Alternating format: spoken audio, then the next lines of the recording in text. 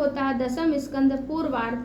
तो यहाँ पर श्री सुखदेव जी महाराज राजा परीक्षित को संक्षिप्त में कृष्ण कथा सुनाने की चेष्टा करते हैं और तभी श्री परीक्षित जी महाराज ने प्रश्नों की झड़ी लगा दी और कहते हैं कि हे गुरुदेव, कथितो वंश विस्तारो भवता सोम सूर्यो राज्ञम चो भयवंश्यानाम चरितम परमाद्भुतम।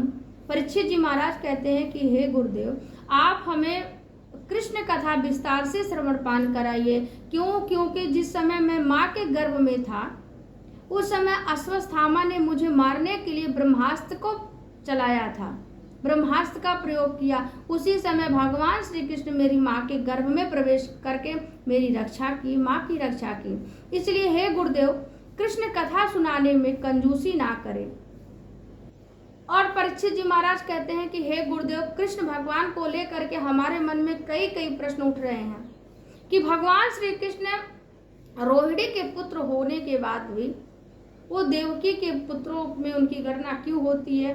दूसरा, शरीर धारण किए बिना दो माताओं का पुत्र होना ये संभव नहीं है।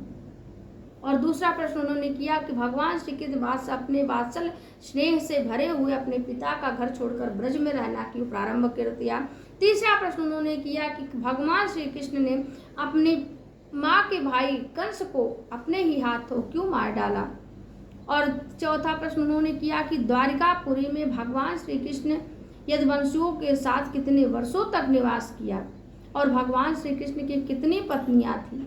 कथितो वंश विस्तारो, हे गुरुदेव, आप विस्तार से श्रवण पान कराइए।